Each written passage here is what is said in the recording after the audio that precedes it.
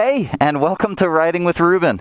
It has been a long time since I reviewed a motorcycle, and I am finally back today with my beautiful 2017 Moto Guzzi V7iii Special.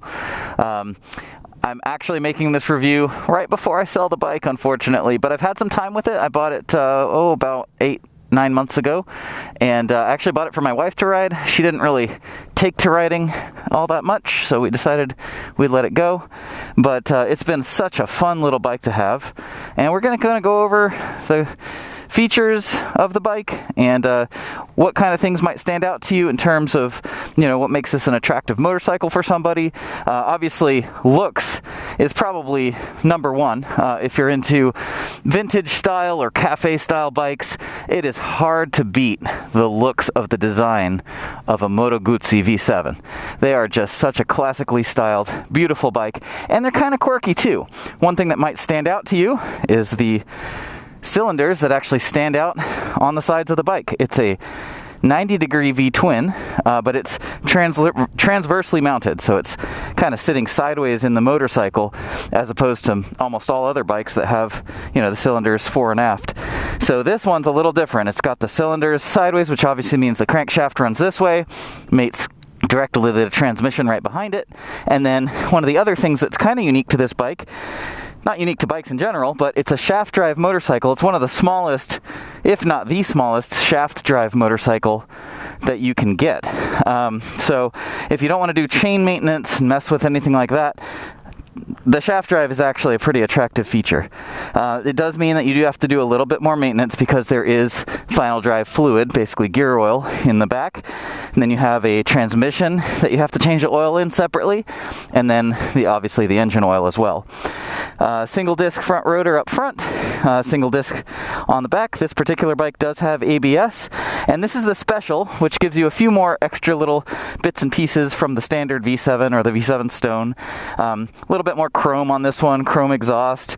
You get a tachometer, which we'll talk about in a second. The wire spoked wheels. So just in the looks department, a little bit more appointments. They also make one called the V7 Racer, which is a little bit more of a sporting ride, a little more aggressive in the seating position, the handlebars.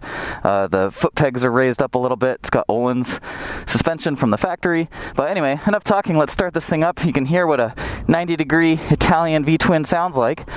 Now, one thing I did want to point out on this bike, two things that I've had come up in the last few months of ownership here.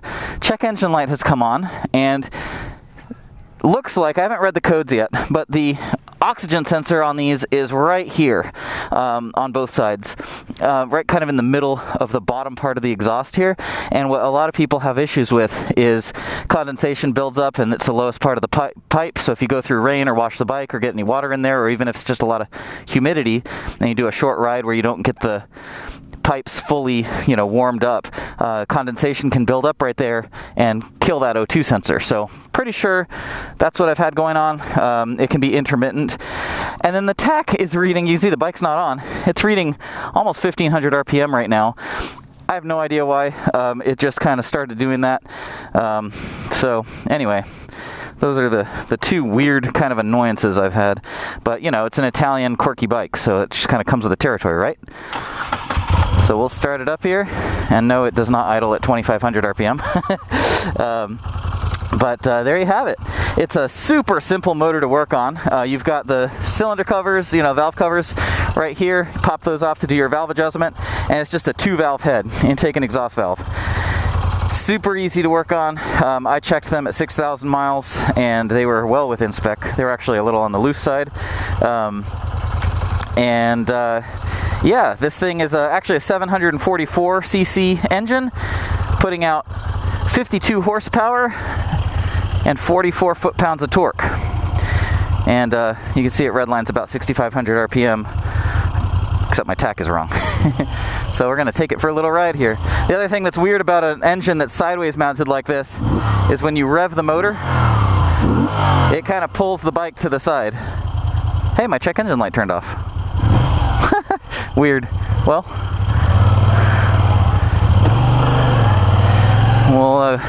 this road is kind of sad. It used to be fully a winding road through the woods, and obviously very hilly, but they're obviously going to be building some houses around here, so they chopped down all the trees.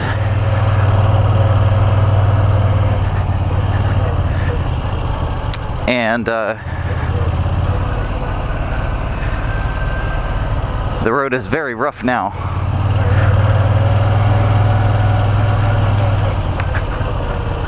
Almost need to do a dual sport review out here now.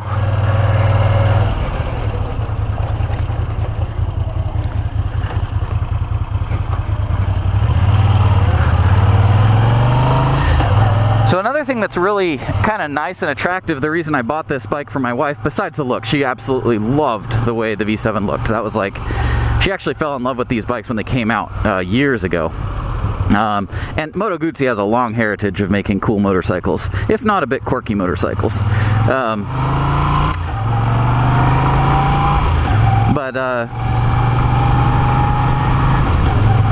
Anyway, one thing I was going to say is this is a very approachable motorcycle. Super easy to ride, kind of low seat height. It's just over 30 inches in seat height, and real short distance to the bars. The pegs are in very neutral positions right below the seat. Just puts you in a super easy, comfortable position. Now I'm right at 6 feet tall, and I weigh about 245 pounds or so at this time. And you know, it is a tiny bit small for me, but not so small that it's not comfortable. It's still a really fun little bike to throw around, and you can see that it still hauls me pretty well, you know, considering my weight. And surprisingly decent handling. I mean, it's no super bike, but it really does handle pretty well for what it is. It's got fairly narrow tires, and so the turn-in is quick. It's got plenty of ground clearance, so really, really fun to kind of throw around.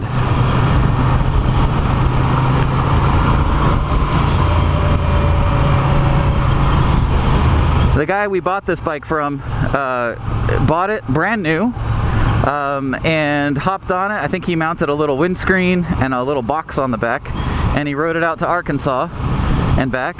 Did about a 4,000 mile trip on it, and basically parked it in his garage, which was kind of a basement under his house, and let it sit. Thankfully he did have the gas tank full, so no rust in the tank, and all I had to do was put a new battery in it.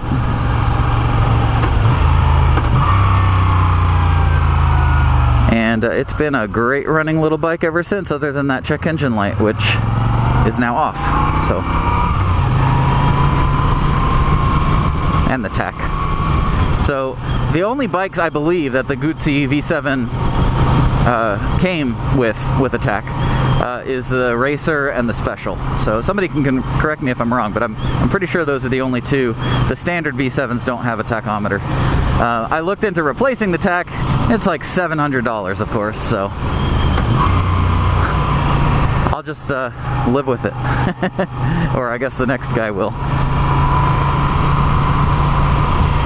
One thing I really think this bike deserves, more than many other bikes, which is an exhaust. You know, aftermarket exhausts are great on whatever you're riding, but a Moto Guzzi V-twin, just something about the 90-degree V-twin with a 2-valve head, man, with an aftermarket exhaust, they just sing. But this one's stock, so you can get an idea of what it sounds like if you were to buy one at the dealer. Of course, now they're a little larger displacement. They're like 850 cc's.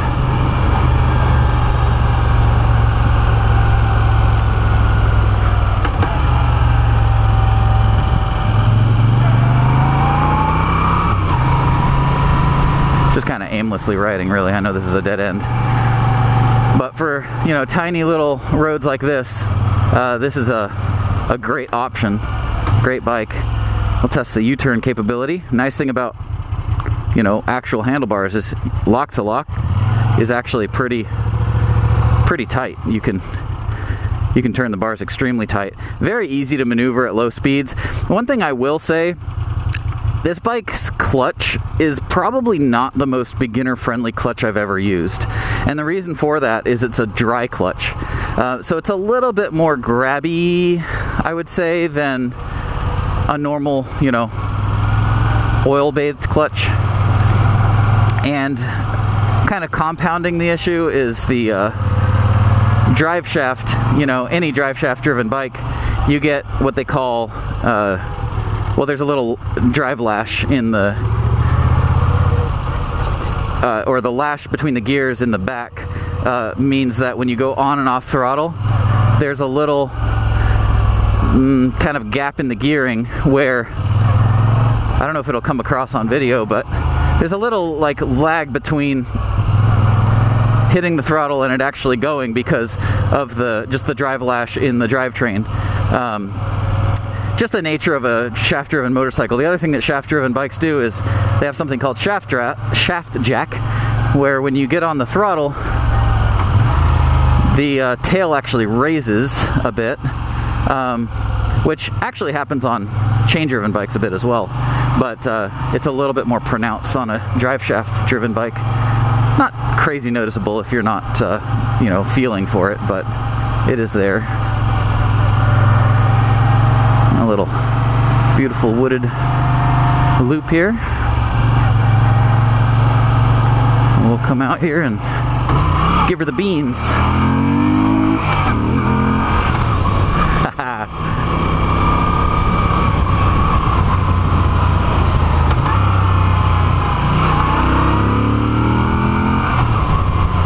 Bike really does sound good, even stock.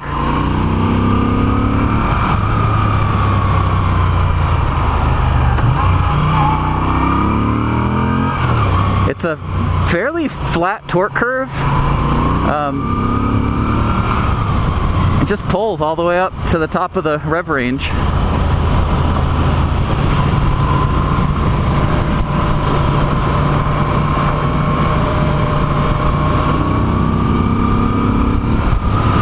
Plenty of power, really. A lot of people say, you know, it's only 52 horsepower, but the bike only weighs 470 pounds, which, yeah, there's lighter weight bikes out there, but, you know, this is a twin shock steel frame bike with a shaft drive. It's not not really a type of bike you look for, and it carries its weight very low. I mean, the whole bike is very low.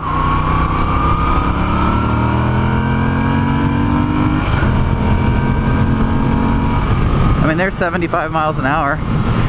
Another thing I should mention is it's got, you know, obviously the analog gauges, the speedo and the tach, but it also has a gear indicator, which the weird thing about the gear indicator on these bikes is if you're on the odometer, it's not displayed, but on any other view, like trip meter, which I'm on right now, it is displayed. So I'm in 4th gear right now. That's 5th, that's 6th. Unfortunately, I couldn't really tell you what RPM I'm at. There's 60 miles an hour right there, and it's showing 5250, but take about 1500 miles or RPM off of that, whatever that is, 3750 or something. So, you know, not bad. It's got a little bit of vibration to the engine, but it's kind of a low frequency vibration. You feel through the pegs and the bars. It's not buzzy, really. I wouldn't describe it as buzzy like a 4-cylinder. Just has a little bit more of a character to it, as people like to say. Even in 6th gear, honestly, like, it accelerates fine for what it is, you know. Air-cooled 2-valve head engine.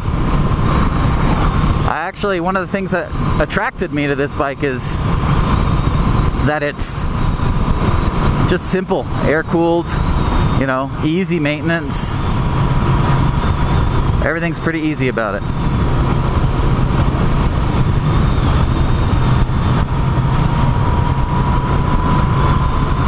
So it's a fun little bike to ride for sure.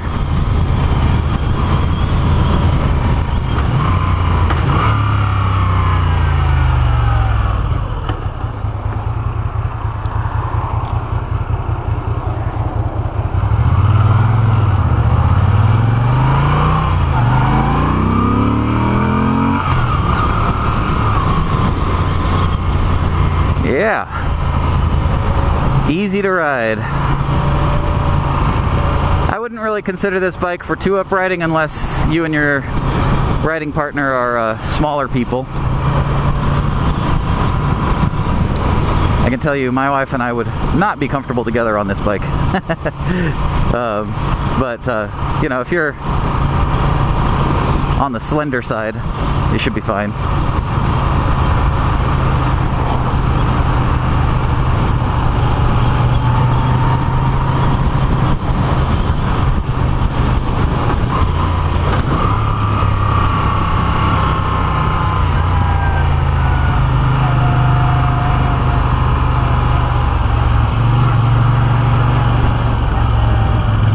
We'll ride down here and see the horses, and then I'll hop off and you can take another look at the bike.